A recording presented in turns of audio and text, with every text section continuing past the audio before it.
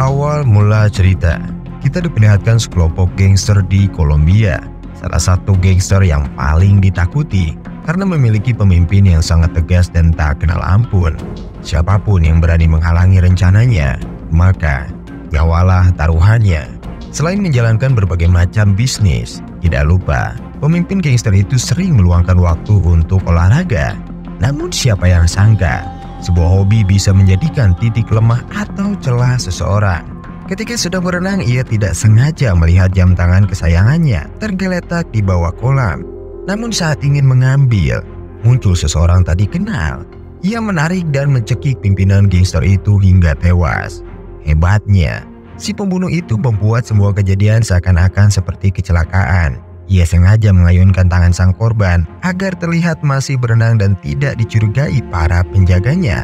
Pembunuh bayaran itu bernama Bishop. Bishop sendiri sangat detail dalam melakukan berbagai macam aksinya. Beberapa pekerjaan yang diterima terkadang harus terlihat seperti kecelakaan, terkadang juga harus seperti orang lain yang melakukannya.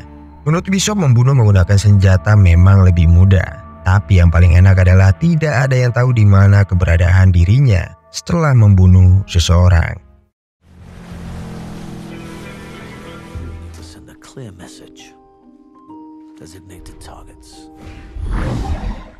Setelah menjalankan misi, Bishop bertemu seseorang. Ia merupakan teman sekaligus mentor. Orang itu bernama Harry. Dalam perbincangan itu, Harry sangat kagum terhadap Bishop karena dirinya merupakan orang yang sangat komplit. Semua misi-misi berat terlihat sangat mudah bagi Bishop. Harry juga menceritakan kekecewaan dirinya terhadap putranya. Steve yang merupakan anak dari Harry selalu membuat kekacauan, menjadi bandar narkoba, memukul orang hingga tewas, dan masih banyak yang lain. Seandainya Harry mempunyai anak seperti Bishop, pasti dirinya akan bangga.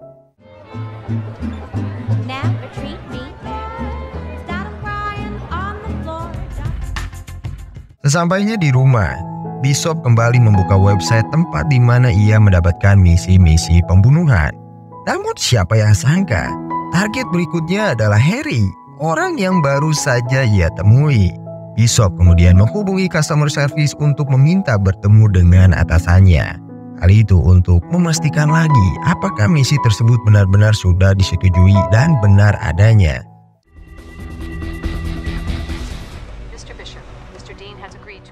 Singkat cerita, ketika mereka berdua bertemu, Dean menceritakan jika 6 bulan yang lalu ia mendapatkan kontrak terbesar yang pernah ada. Dean mengirimkan 5 agen khusus untuk menyelesaikan misi tersebut. Tapi sayangnya, 5 orang itu terbunuh karena ada seseorang yang sengaja membocorkan informasi. Dan orang itu adalah Harry. Karena dalam bisnis mereka hanya ada 2 orang yang tahu secara pasti setiap pekerjaan yang dilakukan, yaitu Dean dan Harry. Jika dalam 2 hari Bishop belum membunuh Harry, maka Dean akan mengirimkan orang lain untuk membunuhnya. Pulang dari situ, Bishop kembali memeriksa berita kematian 5 agen yang Dean bicarakan. Membunuh orang lain memang sering ia lakukan, tapi jika orang yang harus dibunuh adalah teman dekat sekaligus mentornya, pasti membuat Bishop menjadi dilema.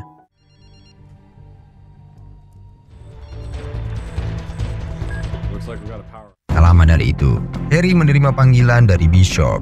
Bishop memberitahu bahwa sebentar lagi pasukan dari Dean akan menyergap Harry. Ia memandu Harry agar bisa keluar dari gedung dengan selamat, mematikan CCTV yang ada, menggunakan lift, tangga darurat, dan memasuki basement sesuai arahan Bishop. Namun apa yang terjadi? Bishop muncul secara tiba-tiba. Hal itu ia sengaja lakukan agar bisa mengeluarkan Harry tanpa para bodyguard yang menjaganya. Harry sendiri sebenarnya menyimpan pistol di tas yang ia bawa. Namun entah kenapa, dirinya malah memberikan senjata itu kepada Bishop, bukan membunuhnya. Harry merasa senang jika Bishoplah yang akan membunuhnya, daripada orang-orang suruhan Dean yang lain.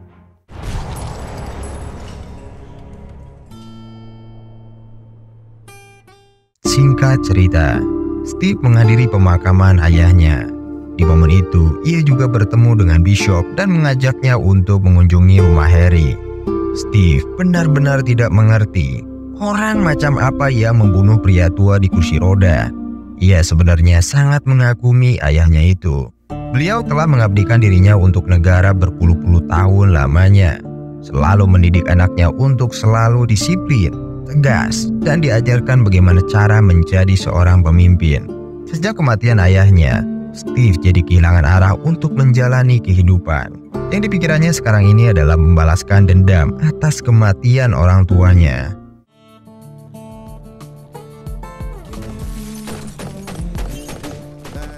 Ada momen saat Steve ingin membunuh seseorang. Beruntung, Bishop menghentikan aksi tersebut.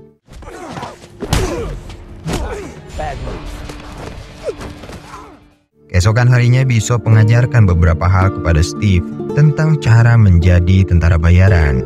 Semua yang dilakukan harus benar-benar dipersiapkan. Maka dari itu, Bishop mencoba membeli anjing Chihuahua dan memberikannya kepada Steve. Yang harus Steve lakukan adalah membawa anjing itu ke salah satu kedai kopi, memesan kopi, dan duduk di dekat jendela. Semua itu harus dilakukan oleh Steve setiap hari. Tidak hanya itu, ia juga diajarkan bagaimana cara menembak yang baik dan benar.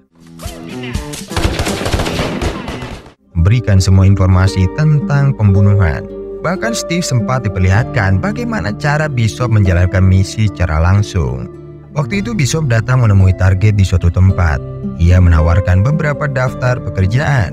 Namun ketika sang korban menghitung sejumlah uang yang Bishop bawa, tiba-tiba Bishop mencekiknya hingga tewas.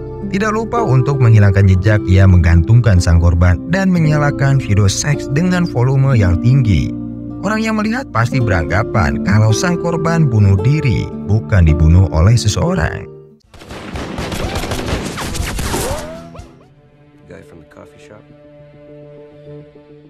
Sesampainya di rumah, Bishop memperlihatkan kembali kepada Steve semua rencananya yang sudah ia siapkan sebelum membunuh sang korban.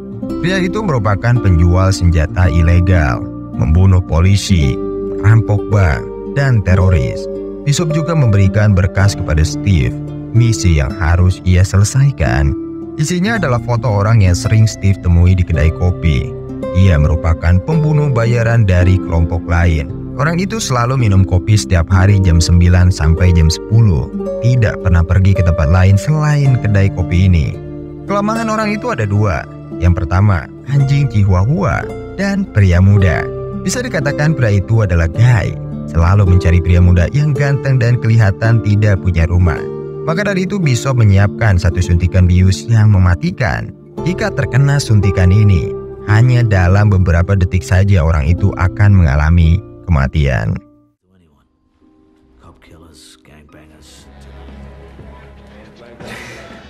Tapi ketika Steve menjalankan misi, ia tidak menjalankan apa yang Bishop katakan. Ada momen di mana Steve bisa menyuntikkan bius tersebut, tapi justru tidak melakukannya. Steve sengaja mengikuti apa kemauan dari sang korban, mengajak Steve ke rumahnya, minum bersama. Hampir saja mereka berdua adu pedang. Tak lama dari itu, terjadilah perkelahian antara mereka berdua.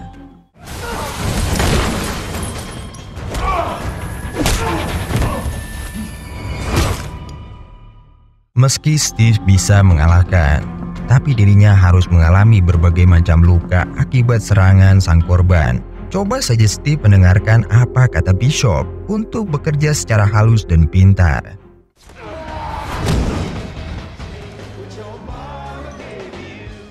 Di sisi lain, Bishop sendiri sedang berada di bandara untuk mengambil uang atas misi yang telah ia selesaikan. Meski awalnya Dean sempat komplain terkait misi yang dijalankan oleh Steve, harusnya misi itu diselesaikan oleh Bishop sendiri. Selain itu, Dean memberikan Bishop misi berikutnya. Dengan bayaran besar, pasti memiliki resiko yang sangat tinggi. Selain membunuh sang korban, Bishop harus mengutamakan berkasnya. Tidak berpikir panjang, Bishop segera mempersiapkan rencananya. Memasang CCTV di sudut perusahaan target, memerhatikan segala aktivitas sang korban, mau itu lagi istirahat, makan, bahkan ketika bertemu dengan kliennya.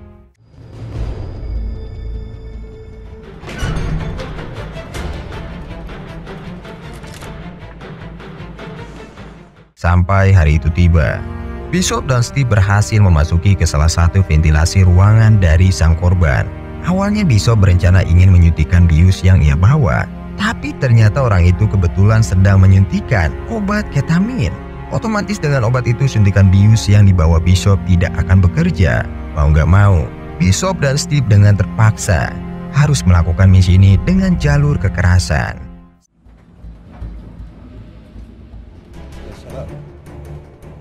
Yes, it is. Steve memasukkan alat khusus ke dalam tenggorokan sang korban. Otomatis dalam hitungan beberapa menit saja, sang korban mengalami kematian. Para penjaga yang baru masuk sangat syok dan sudah menduga bahwa hal ini pasti akan terjadi. Para bodyguard yang menjaga kemudian memeriksa segala sudut ruangan. Tak lama dari itu, terjadilah keributan di antara mereka.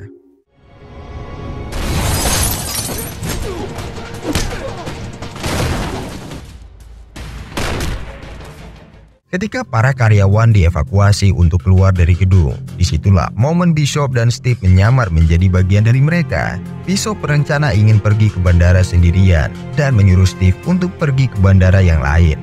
Karena jika mereka terus berdua, otomatis para pasukan yang mengejarnya akan mudah terdeteksi.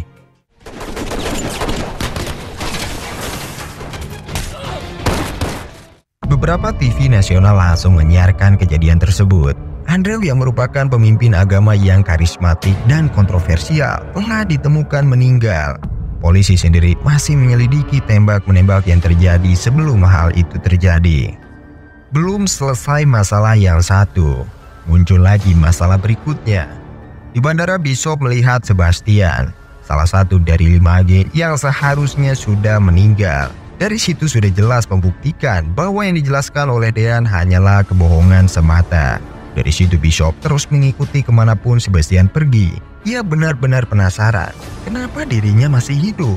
Apa yang terjadi pada misi yang Dean berikan. Sebastian yang merasa tidak ada pilihan kemudian menjelaskan semuanya. Waktu itu dirinya diberikan uang yang banyak oleh Dean untuk membunuh keempat anggota yang lain. Dean bilang untuk memalsukan kematiannya dan menghilang. Harry sendiri baru di tahap dicurigai telah membocorkan informasi perusahaan. Sebagai orang yang membocorkan rahasia, dia harus dihabisi. Di momen itu juga terjadi perkelahian di antara mereka berdua.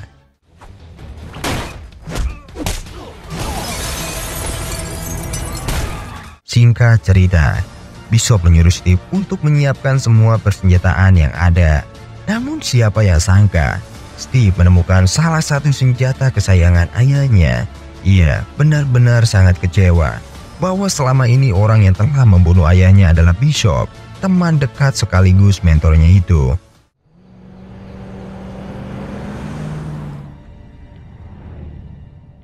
Rencana awalnya Bishop menghampiri salah satu rumah pegawai terdekat Dean. Tujuannya adalah untuk mendapatkan informasi lebih detail di mana keberadaan Dean sekarang.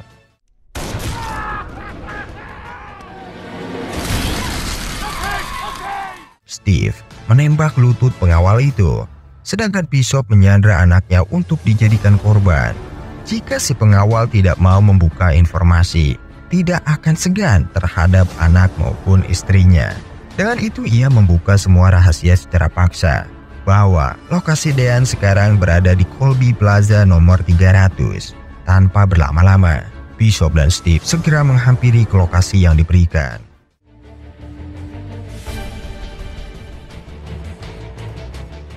Bishop sengaja memutuskan seluruh jaringan komunikasi untuk memancing Dean dan pasukannya keluar dari gedung. Sedangkan Steve mengambil alih mobil bus dan ia gunakan untuk menabrak satu persatu dari pasukan Dean yang bermunculan. Punya seseorang yang berbahaya itu emang bagus, tapi jika kita mengkhianati atau menyalahgunakan, ujung-ujungnya orang yang berbahaya itulah yang akan membunuh kita suatu hari nanti. Dan ini sama kasusnya seperti Bishop dan atasannya, yaitu Dean.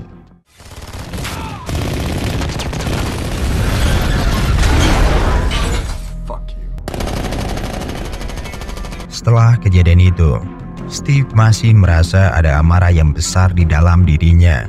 Salah satu hal yang menjadi pemicu tidak lain adalah kematian ayah kesayangannya. Satu-satu hal yang bisa menghilangkan amarah itu adalah balas dendam. Ketika berada di pom bensin, Steve secara sengaja tidak memasukkan bensin itu ke dalam mobil. Hal itu ia lakukan agar Steve bisa menembak mobil dari kejauhan. Dengan cara itulah, Steve bisa membunuh Bishop.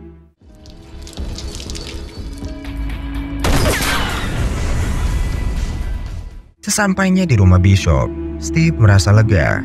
Mungkin dari sini ia bisa memulai kehidupan yang baru tanpa ada rasa balas dendam yang sebelumnya menguasai dirinya. Sebagai perpisahan, ia juga memutar lagu dan mengambil kendaraan kesayangan Bishop. Namun siapa yang mengira jika semua itu hanyalah jebakan semata.